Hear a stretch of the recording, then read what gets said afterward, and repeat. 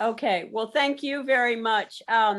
We're going to have a template come up in a moment on the screen, but I'd like to say good afternoon to everyone, and thanks for choosing to spend your time with us today. We were going to have Sam Cooke, A Change Is Going to Come, playing for you, but the music doesn't seem to be coming in, but just think about that song as we share with you today. Our intention is to offer both those of you who have lots of experience with supporting people in visual resumes and employment, and those of you who are just beginning. And it represents what we have to share today, decades of experience of those of us presenting, but also colleagues of ours and allies over the years who we've learned from and with. I hope you had a chance to print the template, because we're going to be using it as I talk today. And I want to begin with a story, and I'd like you to keep also in mind someone who's a job seeker who you know as we share today. This is a story from the 1980s from a woman in Middle Georgia named Harriet, who attended a day center. And she also lived in a group home, and she used gestures to communicate. And the support staff with her got curious about Harriet and her desire to constantly pick things up off the floor or outside off the ground. And she also was someone who became pretty upset when people would try to stop her from doing this. So they got curious about how could Harriet have some role in her community, and started to look at a map of the town and tried to imagine a place where picking things up was useful, and found a golf course on the map. And they called the golf course, and really ended up speaking with the woman who ran the golf shop and said, could they bring this lady named Harriet out to meet her? And she said, sure. It turned out the lady in the golf shop had been a teacher and loved the idea of people learning new roles and learning new things, and was able to help navigate introducing Harriet to picking up golf balls on the golf course, which was a very important role in that golf course. And they needed people to do that. And also the woman in the golf shop ended up teaching Harriet how to load drinks in the drink machine in the golf shop. So what started out as something that Harriet had done in a segregated setting away from the community turned into something that was of value in actually a very highly valued setting, a golf course in the community, and became for Harriet an apprenticeship. And so what I'd like us to think about is the rival image that Harriet's story represents, her doing something very valued in the community, and the person that you brought to the webinar in your mind, as I explain how we did the visual resume for a man named Bo. And you received a link to two visual resumes, one named Bo and one named Jenna. Bo was a man who we met in Statesboro, Georgia. And we started to think about how we might make a visual resume with him, but also how might he get introduced to a job. Most of us got introduced to a job by someone we know, a colleague, a friend, a family member, someone from high school, maybe a sports team, somebody we knew. So we started to think with Bo and a couple of the staff who knew him well about his gifts and skills and talents and interests. Joseph, is the template up on the screen? Because I don't see it. Okay, so we began with, who's going to help us brainstorm? In this case, it happened to be a woman who manages the group home where Bo lives, and then a staff person who supports him at the center where he attends during the day. So we jotted down a lot of the things that Bo was interested in, and places he volunteered in community, places he went in his community. We learned that Bo did some construction with his dad, that he volunteered at the food bank, and you can move to the next part of the resume, Joseph. He was a loyal sports enthusiast. He likes to get the job done, and that's an example of an endearing quality that Bo has among many. And then we brainstormed with the two staff people and Bo about people they knew in the community, coworkers, friends, businesses they went to find out, where might we make some photos of Bo doing things in the community for his visual resume. And so the next slide says, where and with whom do Bo's interests and gifts and skills and talents, where could they show up in the community? And so we said, well, so who knows a construction site? And, who knows a restaurant? Who knows somewhere where we can photograph Bo loading boxes, because that was one thing that he did at the food bank that he really enjoyed.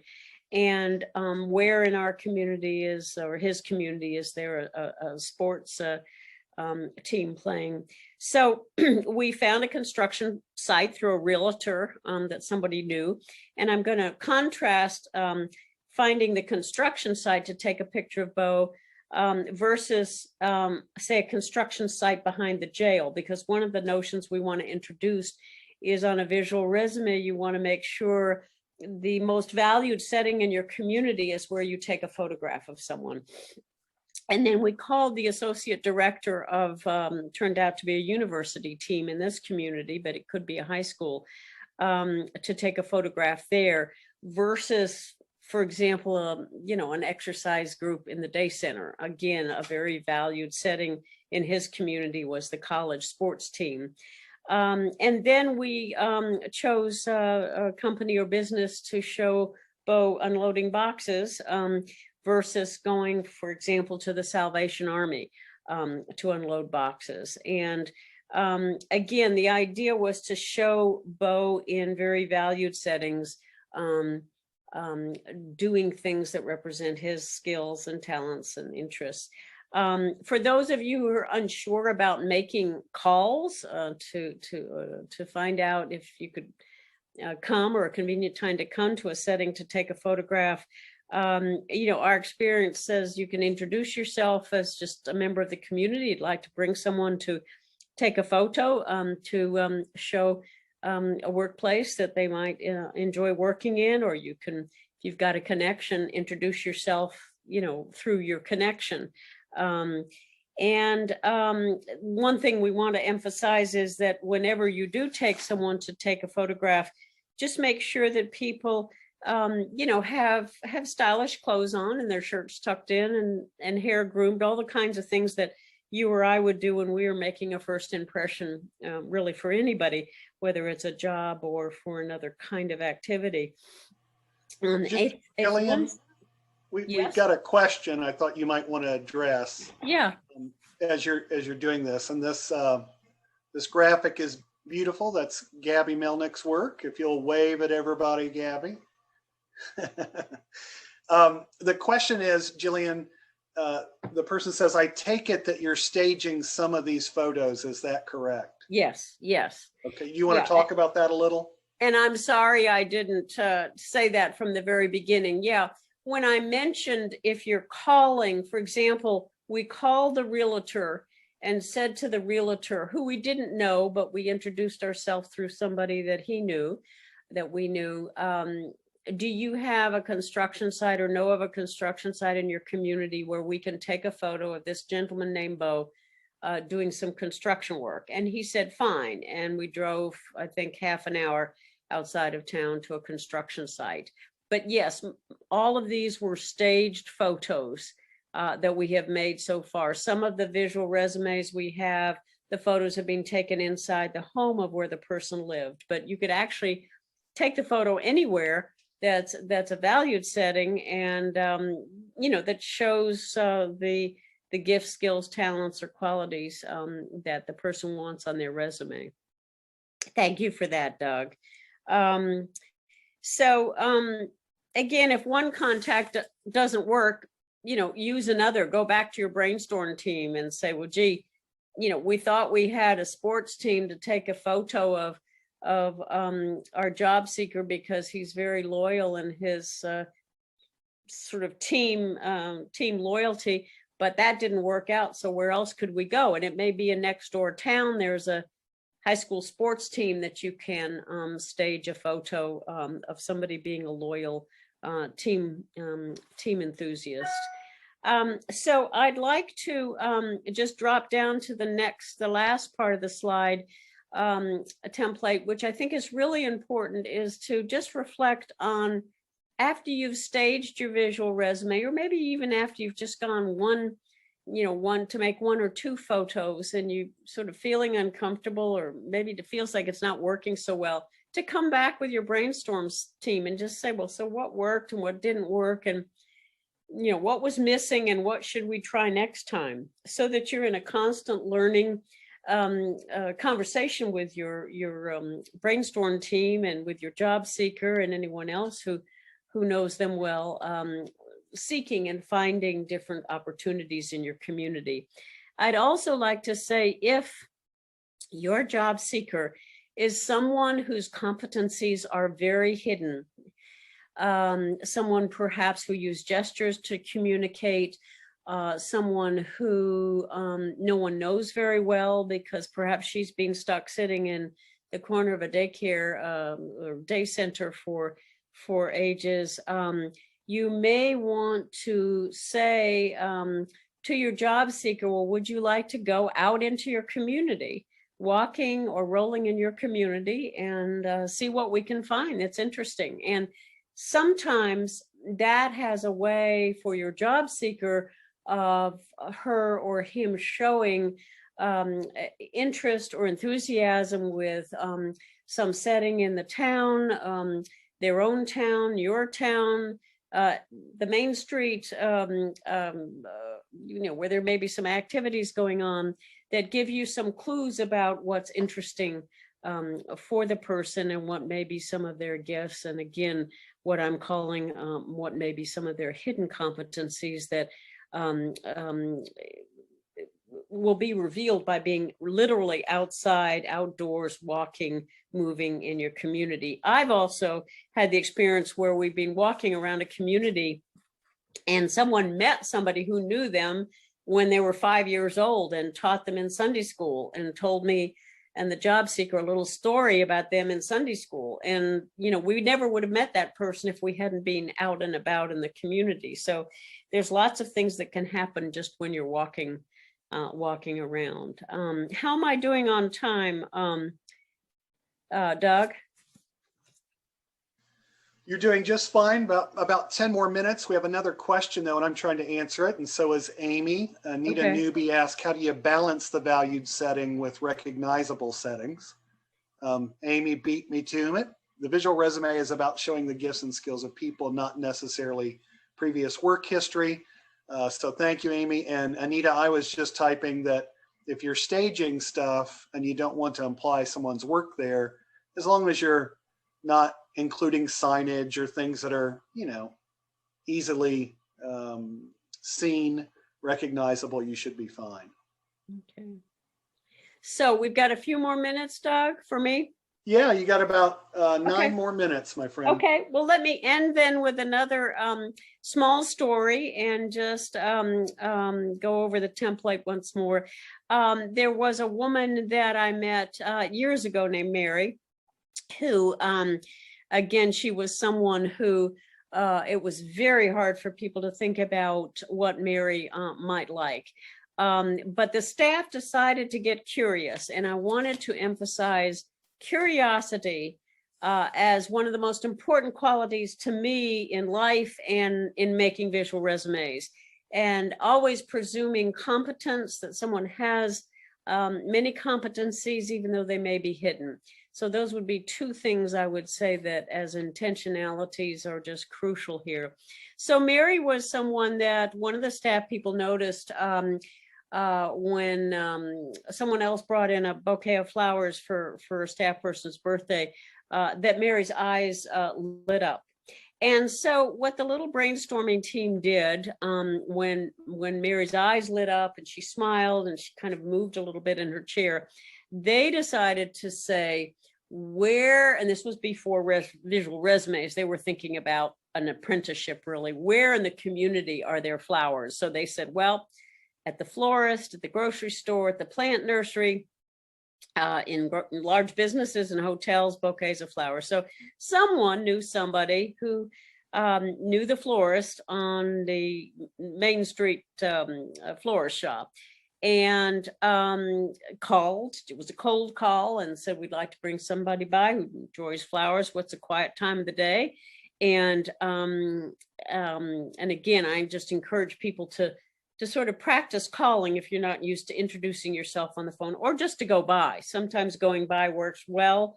Other times going by, you know, if it's a really busy time, the owner or the manager of the place doesn't have time to talk to you. But in this case, they called ahead. And the shopkeeper was actually quite intrigued by Mary and the idea that this was a woman who loved flowers and who got very engaged when she was with flowers and around flowers, and said, well, maybe Mary could have the floral bouquet of the week, floral arrangement of the week that I advertise on her tray in front of her wheelchair. So the brainstorm team had all kinds of challenges to think about. Well, how would Mary get to the shop, and who would help her change when she needed to use the restroom?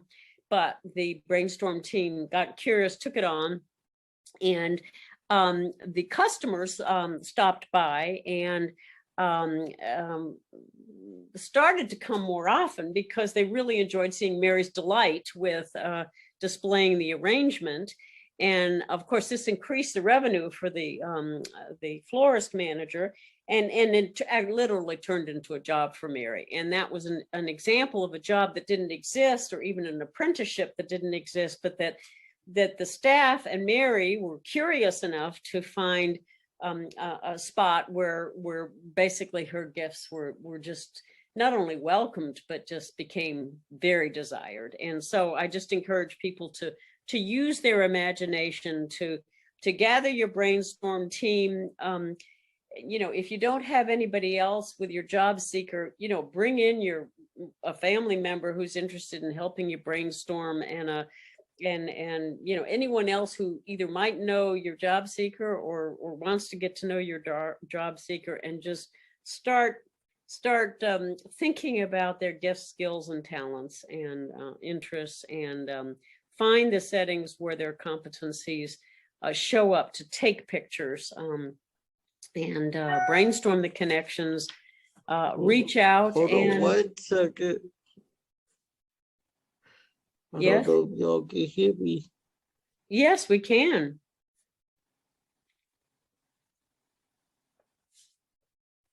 Hello?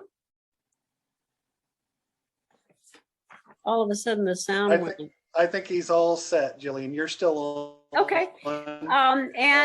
And make sure at the very end that you, with your brainstorm team, whoever you've been having the conversation with, that you take at least 15 minutes just to reflect, how did this work for us? What would we do next time? And enjoy, because I think for me, it is a glorious thing to be able to support another person to find a role in their community, a job, some way of making a contribution,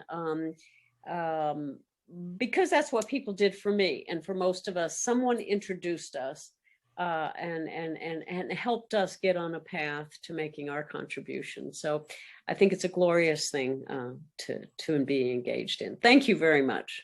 Thank you, Gillian. We're going to come back to you as we move on. I just want to mention that Adrian has asked in chat for the 2 video resumes that we sent out, or that Joseph sent out prior. Joseph, can you pull up that first poll that we we kind of missed on the beginning. We can still use that for some information if we can launch that first poll. How many of you watched the 2 video resumes that were provided in that email? All right, here we go. Let's strive for 100% here on answering. Come on, it's fun.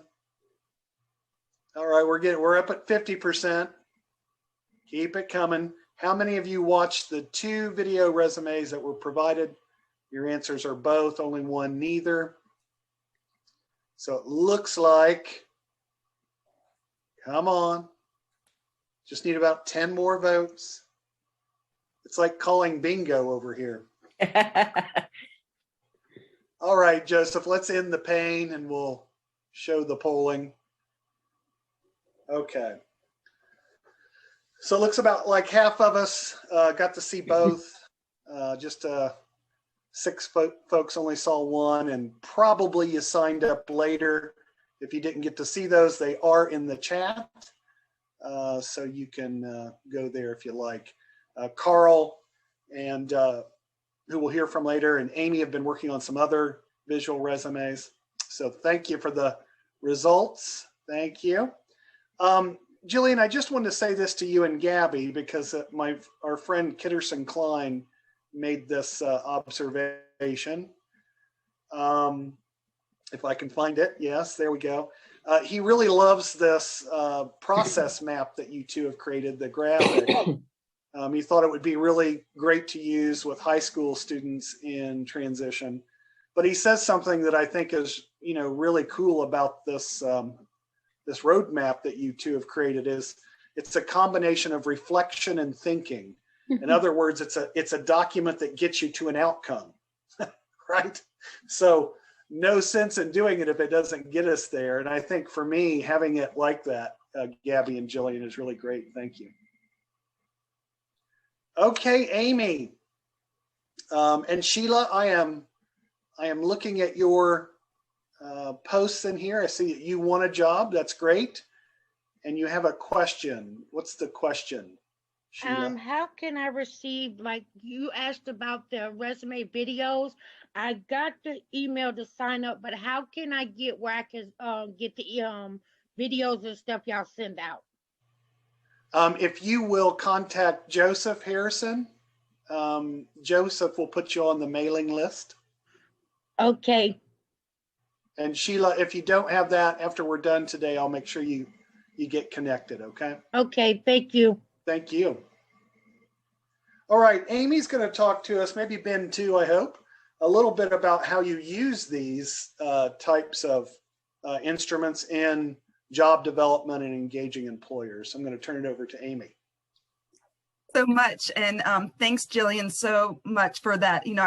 I'm not quite as cool as Gillian. I don't have the intro music, but you can just imagine some really cool music that's playing right now as I'm join all of you. So again, I'm Amy Price. I have been doing this work for about 10 years, supporting people to find jobs. And for those of you who are also engaged in that type of work, or you love someone who you support to do this, that it's not always easy. This work is not, our work is around how do we really see people's gifts, skills, and talents, and also where they can excel and what they're good at, and how do we really take that and share that with the world. And so this is why we have this tool of visual resumes, so that, there was the question earlier about, how is this really used? But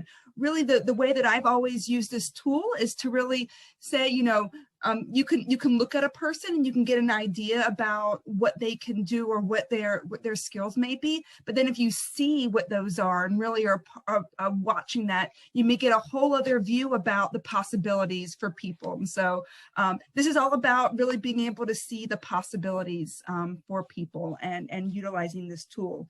Like Gillian shared earlier, I think it was such a great thought that she shared at the beginning of as Gillian's talking, as I'm talking, and as Carl shares, and also Doug, really keep in mind, like, who is somebody that you know that could really benefit from having a visual resume, and really being able to really be able to showcase what because you may have and say, oh, I really know this person could get a job. They have such great skills. If only everyone else could see what I have. Well, here you go.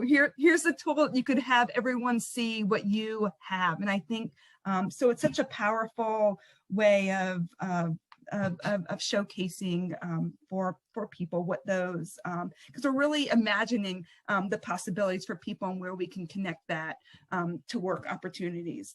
And like I share, those visual resumes should both reflect what people's skills are and what you see that they're good at, and their interests. And so I think we can think about for yourself and other people who in your life who like their jobs. A lot of times that's because there's a really great alignment of what people's skills are and what people's interests are. It's not 100% all the time. I love my work, but it can be hard some of the time. So we really want to think about what those things are.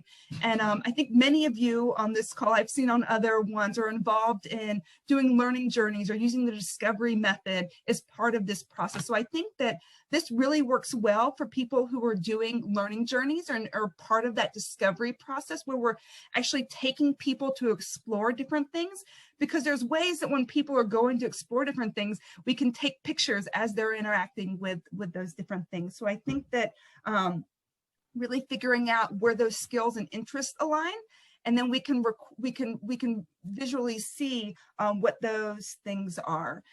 And so, I want to share a little bit about one of the people, Carl and I have been working on doing some video resumes. And so we took a gentleman in Athens. We did some exploring with him, and so part of that journey, we one of the places that we ended up videoing was a place that this gentleman had gone on a learning journey to, and he had it's a place called it's in Athens, Georgia, and a place called Bear Hugs, a honey store. And so one of the great things about it is they went there on a learning journey, and it just they saw that the owner was really interested in this gentleman and learning more about him and sharing about what it was to sell honey and be involved. And so that connection was created that way. And so we said, hey, can we shoot some video here? The owner was more than willing to do that, and even is in the video talking about hiring people. So I think in that way, we are also supporting other community members to see the possibilities for people, because I would imagine this business owner may not have thought about this before going there. So this was one that we had done a learning journey to. Allie, the person who's working on that, had created this connection, and we went there. And so that's how, and this really fit in line with the both the skills and the interest of this gentleman, because he's a salesman. He loves to talk to people and share and be around people, and has those interests and skills in that way. And he also had this interest and skill in things that are outdoors and exploring outdoors. And so the other place that we did some filming at was at a nature center in Athens called Sandy Creek Nature Center. It happened, we didn't even call the people up there before we went. Here's a public place that's open all the time.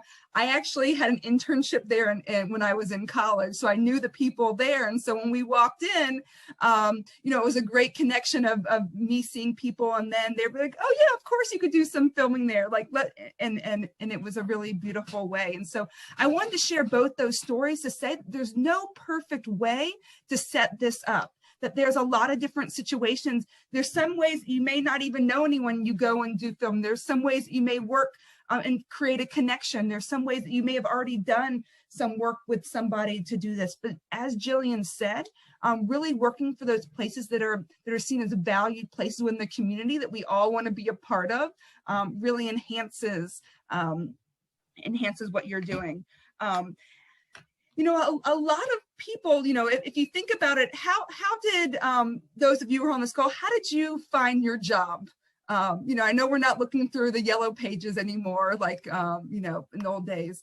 I think that, most of you, if you think about how did you find your job, it's through a connection. It's through knowing someone else. I know that my working now with Doug here came through connections, and sometimes it takes years of cultivating. And so, and then all of a sudden we think that sometimes the way this other system is that it works different, but it's all the same. And so we're working to create those connections for people.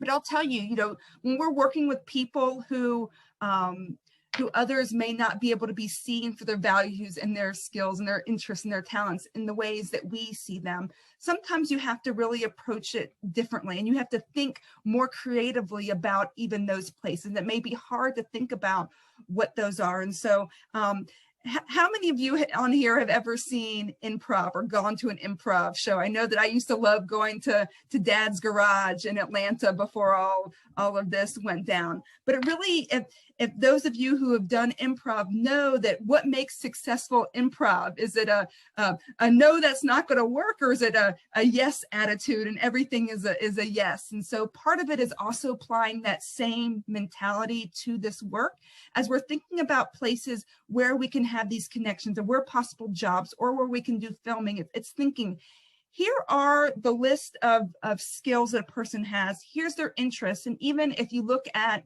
the discovery process, we talk about coming up with 3 themes for their employment and thinking about those things. And then when we're starting to think about where those can be, we start saying, what are the vast places that we could look for opportunities, and as many people as we can get around for that team of support with the person of where are places that that those things take place, and really start just brainstorming and not saying like, oh no, that could never be a place, saying, oh yeah, that's a great idea. And what about this other idea? And what about this other idea?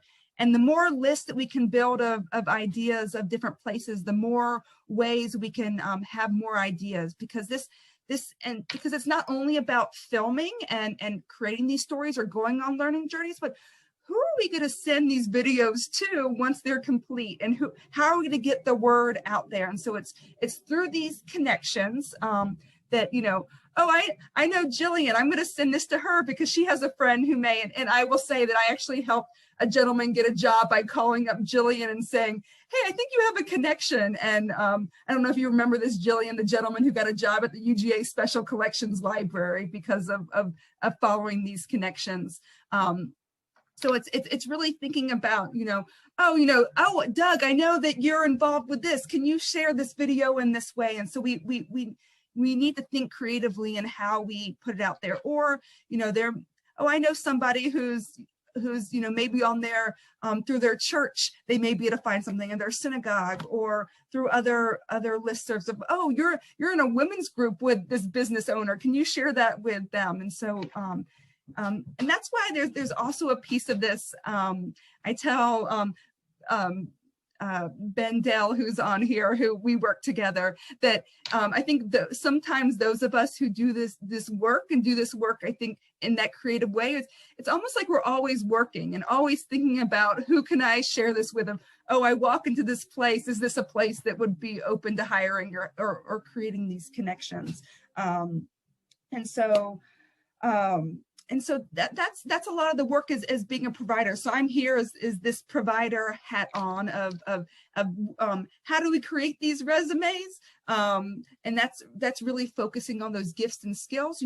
How do we contact people? It's really like I shared before. There's a lot of different ways we can just kind of cold call it. We can reach out. We can use our learning journeys as exploring, and then it's using our connections to really get this out there and really help show people that through really looking at people for their skills and interests, people can get some really cool jobs. And we can and part of all this work that we're doing here is, how do we create more stories of success for those people who may have more barriers to employment or higher support needs, and maybe back in the day were we even called unemployable, which we all have stories now to show us that that's not the case. And how do we continue to create those so more people can see the possibilities for our friends and our neighbors and those that we love. And so, you know, we,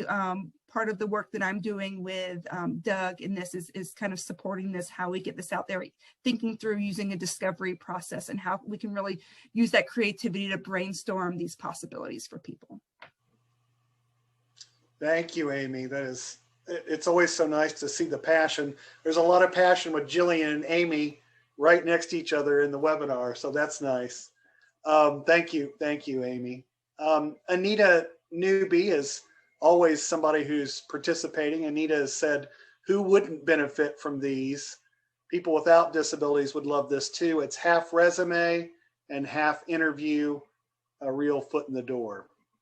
And also to Anita, which will segue right into Carl's part. Anita has asked, what about the technical side of things? Can I use my phone? Can I take video and photos that way? So Carl, are you with us? I don't see you anyplace. I'm back. There he is. All right, Carl. So the first question is from Anita, and I know you wanted to talk to us a little bit about the tech stuff. Carl is a gifted storyteller and also has some pretty good stories about Statesboro and just showing up to film there as well. But Carl is part of Carl King Films. He is Carl King Films. And what we're going to do today, once we end, is have a question where if you answer it correctly in chat, the first two people, Carl's going to offer up some services to help you from a distance create your own visual or still photo resume. So I'll turn it over to you, Carl. Thanks for being with us. Great. Thanks, Doug. Yeah. And the Gillian and Amy, that was great. That was awesome. And being there along the way, you know, as they were talking, I was like, yep, that's what it takes. You know? So I'm old enough that I'm sure that in lots of high schools now, they have like these slick media departments, you know, production departments. But when I was in school, we had the AV department, and they were the real square guys that walked around, you know. Who knows what the A in AV stands for, right? It's the audio video. So I thought it'd be good to talk first about, there's a reason that A is before the V, right?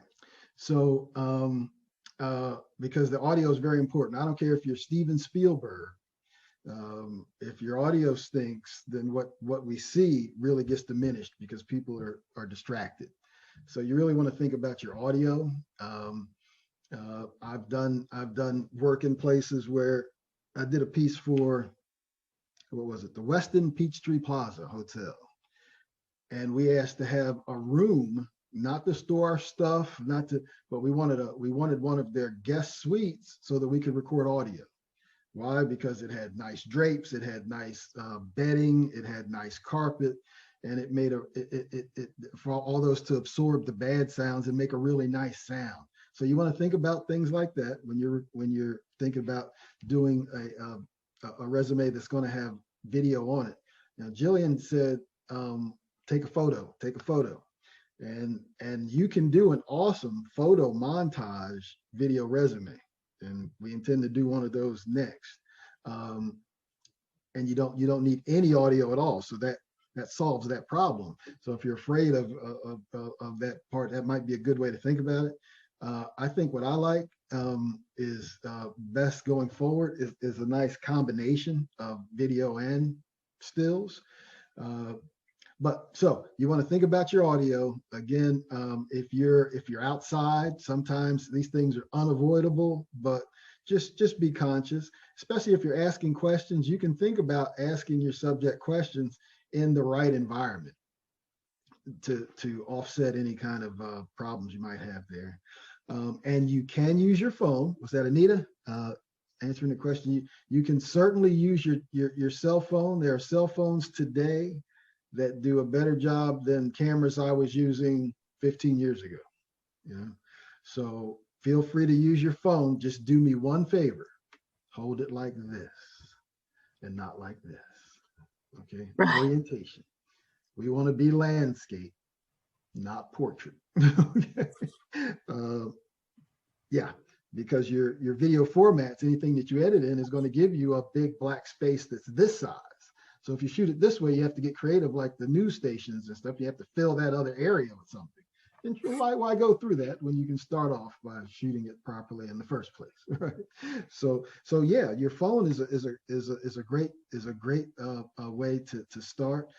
And if you just use your phone on the cheap, you can get some things to really help you. There are different little microphone attachments you can get to enhance your sound. There are little steady cams that hardly cost anything because your phone doesn't weigh anything. But certainly, if whatever you use, be it a phone, a small camera, whatever you use, you also want to think about having your recording device be steady. You don't want a lot of this. You know, if it comes down to setting it on a table, that's better than doing a lot of this. Or you can. When I use my camera, I can't believe it. There's no camera on my desk. Okay. It's pretty bad. Okay. Anyway, I have lenses, but I don't have a camera. So I'll use this recorder. If I'm using whatever I'm using, let's say I have a camera. You see people hold cameras like this. That's not right. You set it in your hand. And then you can take your elbow and kind of support it against your body. And the worst case scenario, now you've got sort of a steady thing happening. The worst case scenario is you get a little motion, but it won't be too bad. So you want to think about those things while you're recording. These are some of the technical things. But again, if you're going to use a phone, it doesn't take a lot of money to get set up to shoot some really sweet video with your phone. Okay. Lighting, kind of a big deal. If you're shooting indoors, you want to make sure that what we call the key light, the main light that lights your subject, is in fact in front of your subject, that you have a brighter light lighting your subject's face than anything that is behind your subject. Because if you've got a really bright backlight, then your camera, especially if you're using something as simple as a phone, is not going to be able to make that adjustment. It's going to expose for that brighter light behind the person. Plus, it's more flattering if you've got a light in front. And you can just look up the room you're in. You say, okay. And sometimes you got to change the environment. You know, you close those curtains. People don't mind. And just remember that you want to have your key light, your main light, in front of the person, and just keep things like that in mind. Let's see, time of day that you're shooting. You've all heard before, you don't want to shoot outside at high noon because of the shadows that it puts on people. And that's right, but you can shoot outside at high noon if you can find shade or shadows or shade. I'm sorry, a tree. I shoot under trees all the time. Trees are great. And then you've got options with these to shoot indoors or outdoors. You've done your learning journey. Some things you might have to shoot outside. So just be conscious of the time of day. And you can, if you're conscious of it, you can always look around and say, oh, we can go under that. We can go on that side of the building where the sun isn't directly on us. And if you do that, sometimes you get some really pretty light like that. Little plug, my baby girl got married this past Saturday. Very low key, just a handful of us. I didn't take lights. I'm a photographer. It's my daughter's wedding. I light everything.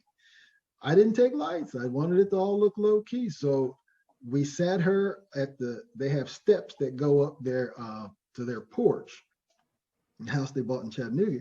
And I sat her at the mouth of the porch, and there was no direct sunlight, but there was more light in front of her than behind her. So photographers talk about light in measurements of what we call stops. It's the opening of the size of the lens. So it was maybe a couple of stops darker behind her than it was in front of her. Oh my goodness, beautiful, beautiful shots. So that was kind of self-serving. I'm sorry, but they were nice shots, right? So if you just think about things like that, you can do a real nice job. And lastly, editing. So you don't have to go out and spend $1 million to have Final Cut or Adobe Premiere Pro or Avid or any of the high dollar things. It'll be a year before you know how to use it. iMovie is great. Windows Movie Maker is great. Just very simple because all you're doing is you're telling your story and you're just putting your segment. You need a vehicle to help you put your segments together on a timeline, and any of those you can do it. You can do fine because you can do the little things that make a big difference, like music. You want to add music. You want to pick a nice upbeat music. You want something that's going to make people feel good when they hear it, feel good about what they're watching. So that's always cool. Amy and I did a shoot yesterday for a very charming young lady. And as I came back and laid it out on the timeline, Amy, I was thinking, there are some other things that I'd like to show about this young lady. Shoot's over. So what do? Well, we reached out and we're going to see if her mom can take some photographs in those areas of things that or if there are some existing photographs in the areas of that I would like to highlight. So we call that pickup shots. We can go back after we have what we think we needed, and then when we see it laid out, we go, boy, I wish I had a better transition. Boy, I wish I'd said this better. I wish we had brought this out more, or I wish we would have had time to do this whole other thing. And you can do that with photographs that someone can just send you after the fact, and that's always cool. So I mean, let's see. I think I've hit the high points, and Doug, I'm good. Man, Carl, that is fantastic. There's so many tips in there. We're going to do a Carl King tip sheet. It's clear that we need to do that. Carl, just one question from Anita. She is asking, Bo was outside speaking and it looked fantastic. Was there extra lighting in front of him in being outside? Good question. No, there was not. And you can't. Yeah. No, there was not. But I picked that spot for a reason. So if you think about it, you can get some really nice shots, even when you're inside. I've shot things and people said, "Man, where were your lights?" Yeah. Nope. Well, thank you. We're coming up on the time, Carl. That is just great, Amy, Gillian. We kind of wanted to end with something that is connected to what we've been talking about.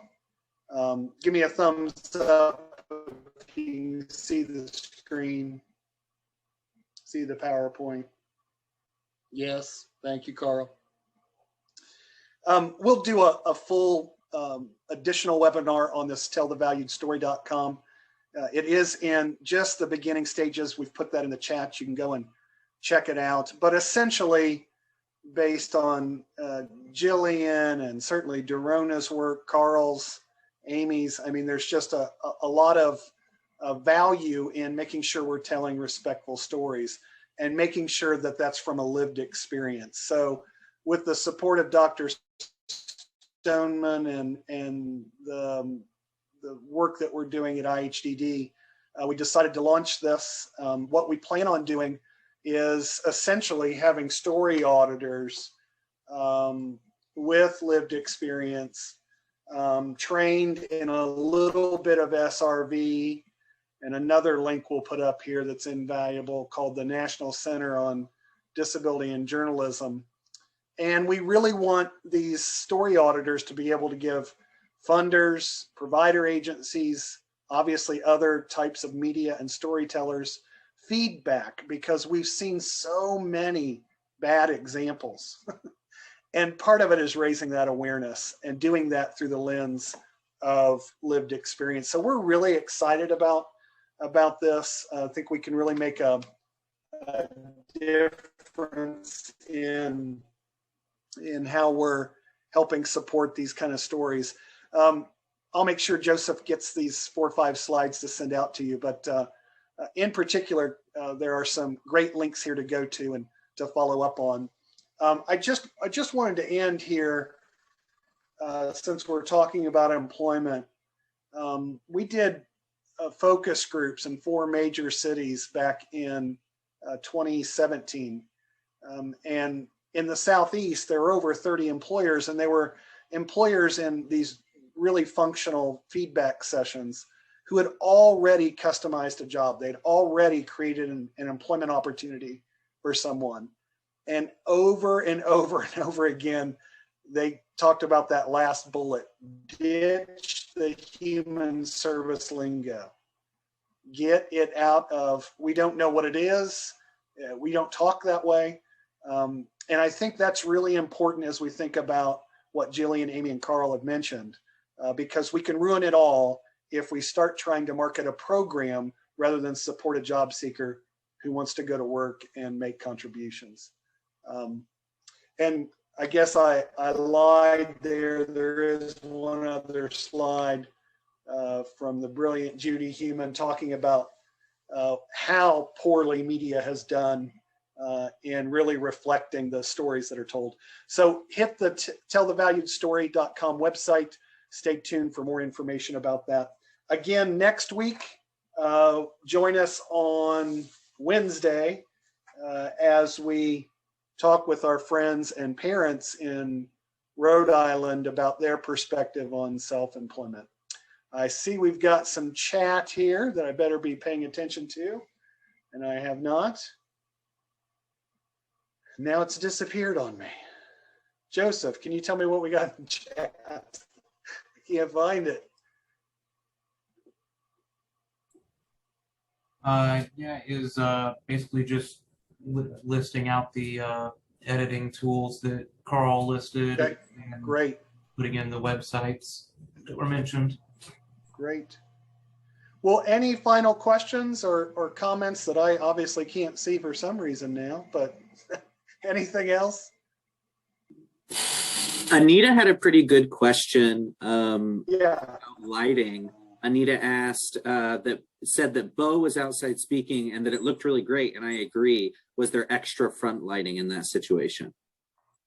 I think Carl got that one. I think so. Carl, you answered that one, didn't you? Yes, sir. Yeah. Sorry to miss it. I think No, Deontay may have had a question as well.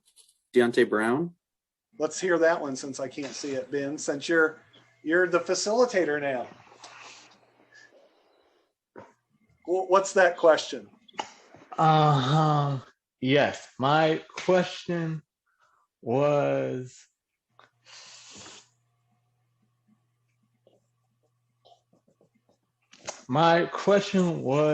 do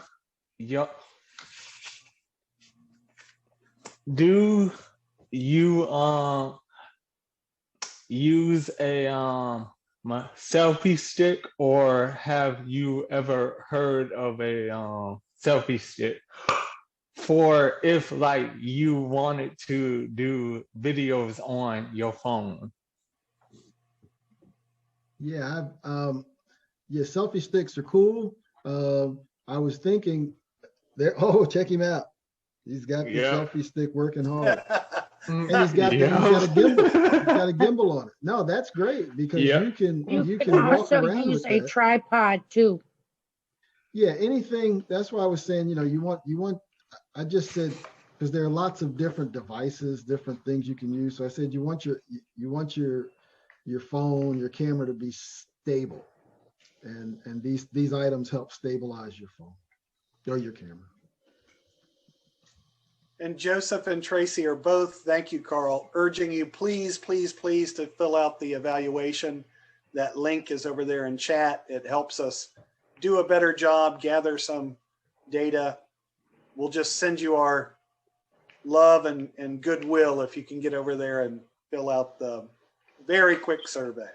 Thank you, Tracy. Thank you, Joseph. Well, as always, it has been a wonderful time, too short of a time. Join us next week, as we said, on Wednesday at 2. And make sure you get in your calendars the other 2 webinars that will finish up our April series. My deepest thanks to Gillian and Amy and Carl, and for all of you who attended. It's been a wonderful time.